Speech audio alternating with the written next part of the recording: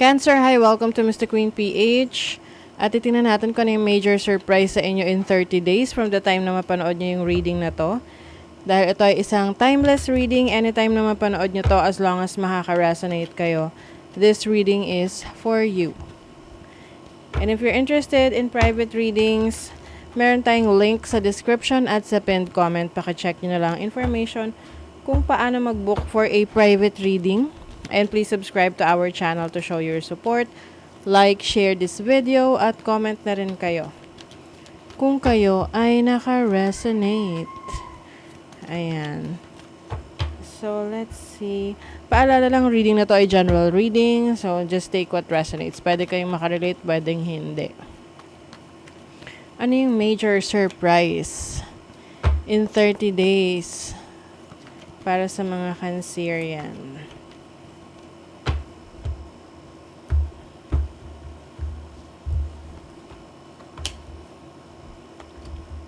Wow! Success! Meron kayong successful na ma-achieve. You will achieve successfully yung mga, lalo na kung may goals kayo related sa bahay nyo, sa properties, or yung goal nyo sa workplace nyo, or kung ano man yung sources of income ninyo. Ayan o. Knight of Pentacles, this is financial stability. Maaring iba sa inyo, mas nakakaipon na kayo. Tapos, yung pasok ng pera, very stable, kaya mas makakaipon kayo. There's also a new career, a new job for you. Maaring, this is something exciting para sa'yo to look forward to.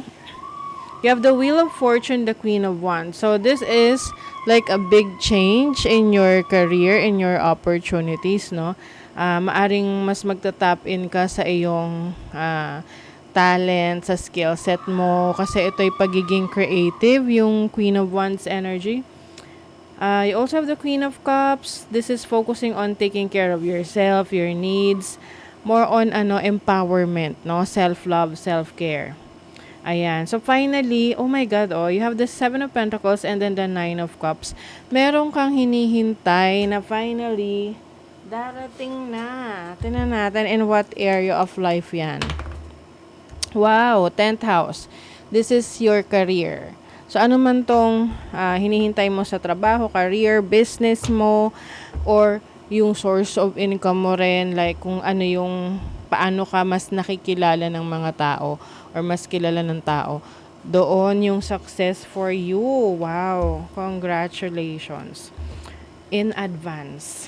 Claim nyo na yan.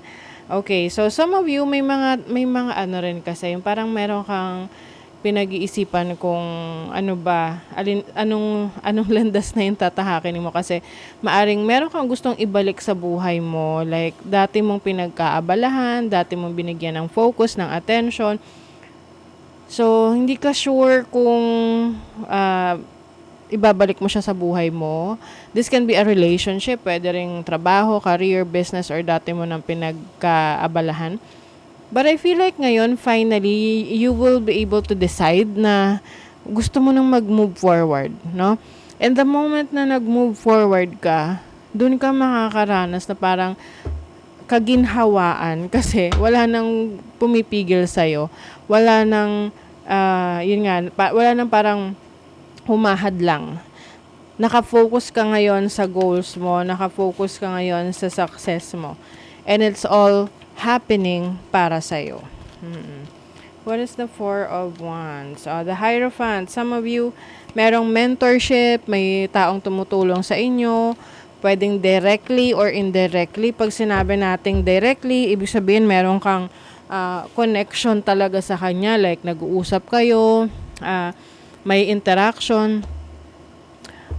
Yung indirectly naman, this can be an author na meron kang binabasang libro niya or pina-follow mo sa YouTube pero wala talaga kayong interaction. Pero na-inspire ka sa kanya. Yung mga ganon, no? So, maaring merong nagbibigay sa'yo ng guidance. Ayan. And knowledge and skill set. Yung iba, no, kung ang goal ninyo is maging teacher or trainer or maging maging leader. Ayan, in the next 30 days, you will be surprised kasi ikaw yung mapipili or makukuha mo yun. O, diba? You have the sun. Oh my God. This is about yung tiwala mo sa sarili mo. Pag kasi ang sun lumabas, parang ang daming mga positibong messages, no? Positibong katangian. 'Di ba? Kapag tirik ang araw, marami tayong nagagawa kasi maliwanag, yun nga, yung iba sa inyo may clarity na kayo. And mas confident kayo, mas masaya kayo. Kumbaga itong surprise sa inyo in the next 30 days is something that you've been praying for, no? Ito yung matagal mo na pinagdarasal, tapos makaramdam ka ng kasayahan talaga na alam mo yung fulfillment na finally nakuha mo yung gusto mo. Oo, 'di ba? Justice, this is something that you really deserve. Deserve mo to, kaya you will celebrate this. Judgment. Yung iba sa inyo, anything from your past na alam mong hindi na nakakatulong para sa future mo, nile-let go mo na yon. At yung lessons na natutunan mo, yun yung babaunin mo para sa yung journey. You have the Seven of Swords. I think you will, meron kang iwanan na sitwasyon na you feel na hindi na kayo nag-align sa pareho, sa intentions nyo or sa goals ninyo or anything na parang feeling mo off. Oo, like iba na yung ugali ng taong to or yung iba sa inyo, meron kayong na-discover na katangian ng isang tao na hindi mo gusto. And you are walking away from that or sitwasyon mo sa trabaho, career, business na hindi nag-align sa gusto mo. And maalis ka na dyan. You have the moon in Capricorn in the 10th house. 10th house talaga focus ninyo mga career ninyo, yung inyong trabaho or how kung paano mo binibuild yung legacy mo. Oo.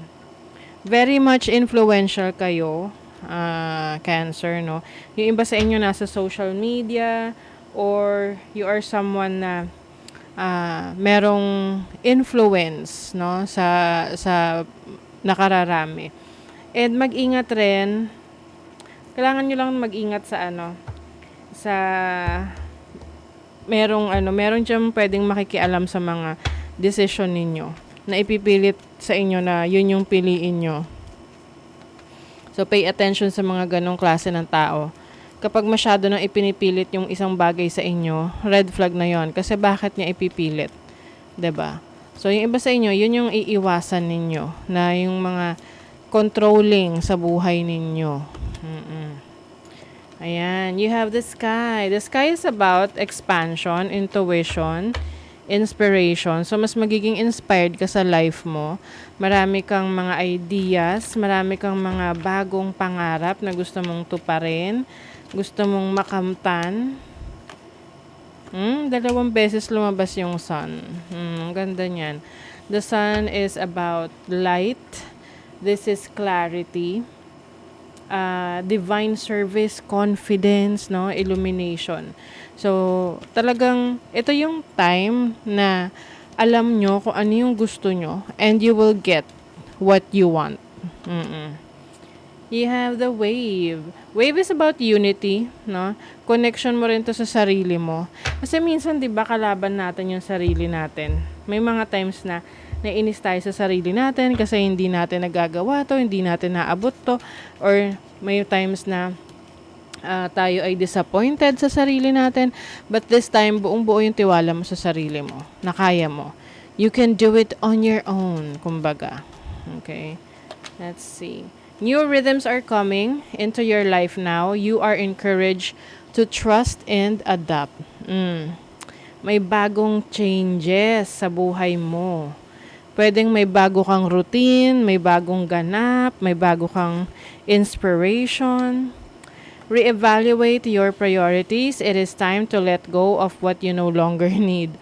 'Di ba? So talaga sinasabi rito na ile-let go mo na yung mga bagay na hindi na aligned sa iyo. 'Di ba? Ile-let go mo yung hindi mo na kailangan. Kasi syempre, kung lagi mong dala-dala yan, yung hindi mo kaya kailangan, parang it's taking up a lot of space. Nagpapabigat lang, pero wala namang benepisyo sa'yo. 'Di ba? So, mas magiging practical ka this time in achieving your goals and dreams. So, that is your reading, Cancer. Thank you so much. See you again.